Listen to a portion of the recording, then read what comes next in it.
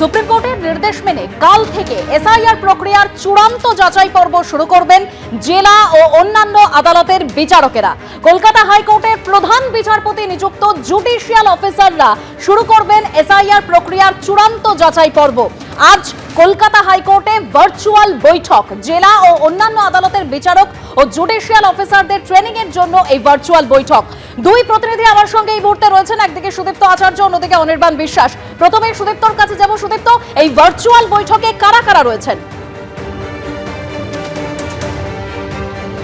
একদমই প্রায় সোয়া 1 ঘন্টা কিন্তু এই বৈঠক চলছে এবং এই ভার্চুয়াল বৈঠকে প্রধানত ট্রেনিং দেওয়ার কাজ চলছে এবং হাইকোর্টের প্রধান বিচারপতি, কলকাতা হাইকোর্টের প্রধান বিচারপতি সুজয় পাল যেরকম রয়েছেন, রাজ্যের মুখ্য সচিব রয়েছেন, স্পেশাল রোল অবজারভার সুব্রত গুপ্ত তিনি রয়েছেন, রাজ্য পুলিশের ডিজি রয়েছেন এবং কলকাতার পুলিশ কমিশনার তিনিও কিন্তু এখানে উপস্থিত রয়েছেন এবং 4টে নাগাদ কিন্তু তারা প্রত্যেকেই এখানে চলে আসেন এবং তারপর ভার্চুয়াল মাধ্যমে এখানকার যে কনফারেন্স রুম রয়েছে হাইকোর্টের সেই কনফারেন্স রুম থেকে ভার্চুয়াল মাধ্যমে কিন্তু এই ট্রেনিংয়ের কাজ চলছে এবং জেলা জজ এবং অতিরিক্ত জেলা জজ তাদের যেরকম ট্রেনিং দেওয়া হচ্ছে এবং এই সংক্রান্ত বিষয়ে কালকে থেকে নথি যাচাইয়ের যে প্রক্রিয়া রয়েছে সেই সংক্রান্ত যদি কোনো তাদের প্রশ্ন থাকে তারও কিন্তু উত্তর দেওয়ার চেষ্টা করা হচ্ছে।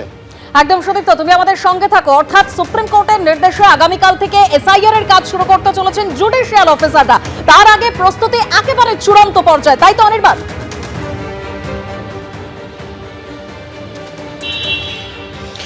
দেখো একদমই, এবং তুমি জানো যে দেশের সর্বোচ্চ আদালত সুপ্রিম কোর্ট কিন্তু কলকাতা হাইকোর্টকে একটা গুরু দায়িত্ব দিয়েছে এবং সুপ্রিম কোর্টের যে এখনও পেন্ডিং যে সমস্ত স্ক্রুটিনির কাজ বাকি সেই কাজের জন্য কিন্তু হাইকোর্টকে তারা সিদ্ধান্ত নিয়েছেন হাইকোর্ট গোটা বিষয়টা মনিটরিং করবেন এবং সেক্ষেত্রে আমরা দেখলাম যে হাইকোর্টের যিনি চিফ জাস্টিস রয়েছেন তার নেতৃত্বে কিন্তু একটা প্রত্যেকটি জেলার জন্য একটি করে স্পেশাল টিম তৈরি করা হয়েছে। যে টিম, যে অবজার্ভিং টিম কিন্তু 3 জন থাকছে, তাদের কিন্তু জেলার এসপি থাকছেন, ডিএম থাকছেন এবং ডিস্ট্রিক্ট জাজ থাকছেন।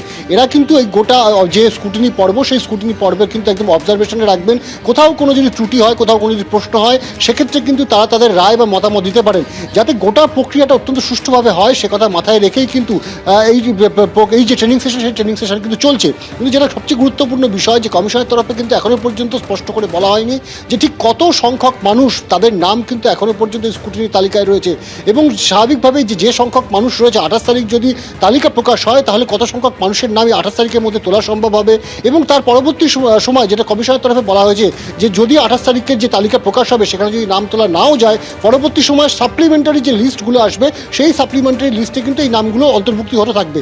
এখন দেখার যে সুপ্রিম কোর্টের যে বিভিন্ন যে পরিচয়পত্র বা এই যে এসআইআর প্রক্রিয়ার জন্য যে নির্দিষ্ট কাগজপত্র রয়েছে সেগুলোর মধ্যে থেকে কিভাবে এই গোটা প্রক্রিয়াকে সুষ্ঠুভাবে করা যায়। কলকাতা হাইকোর্ট কিন্তু গতকালই একটি বৈঠক হয়েছে, সেখানে কিন্তু রাজ্য সরকারের প্রতিনিধিরা ছিলেন, সেখানে ইলেকশন কমিশনের প্রতিনিধিরা ছিলেন। স্বাভাবিকভাবে আজকের যে বৈঠক সেটা কিন্তু একেবারেই প্রশিক্ষণমূলক একটি বৈঠক। সেই প্রশিক্ষণমূলক বৈঠকে মূলত জেলা জাজ এবং অ্যাডিশনাল জাজ যারা রয়েছেন তাদের যদি কোনো প্রশ্ন থেকে থাকে সেই প্রশ্নগুলো কিন্তু উত্তর একেবারে ইলেকশন কমিশন, রাজ্য সরকারের আধিকারিক প্রত্যেকের কাছ থেকে কিন্তু তারা একেবারে নিয়ে নেবেন। এবং পুলিশকে কেন রাখা হয়েছে, জেলার এসপিদেরকে কিন্তু মূলত রাখা হয়েছে এই কারণেই, কারণ একেবারে সুপ্রিম কোর্টের নির্দেশ রয়েছে যে কোনো পরিমাণ যে লজিস্টিক সাপোর্ট থেকে শুরু করে নিরাপত্তা সমস্ত কিছু কিন্তু দেবেন ডিএম এবং এসপিরা।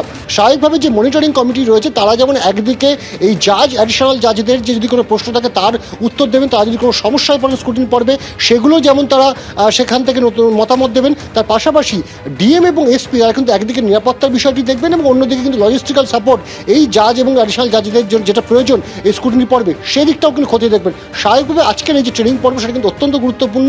তবে একটা বিষয় কিন্তু ঠিক যে এখনও পর্যন্ত কিন্তু ইলেকশন কমিশনের তরফে কিন্তু স্পষ্ট করে বলা হয়নি যে ঠিক কত সংখ্যক মানুষের এই যে স্ক্রুটিনি প্রক্রিয়া সেই স্ক্রুটিনি প্রক্রিয়া তারা রয়েছেন সেই সংখ্যাটা কত এখন কিন্তু সেটা কিন্তু স্পষ্ট করে বলা হয়নি। ধন্যবাদ অনির্বাণ, ধন্যবাদ সুদীপ্ত। এবিপি আনন্দ, এগিয়ে থাকে, এগিয়ে রাখে।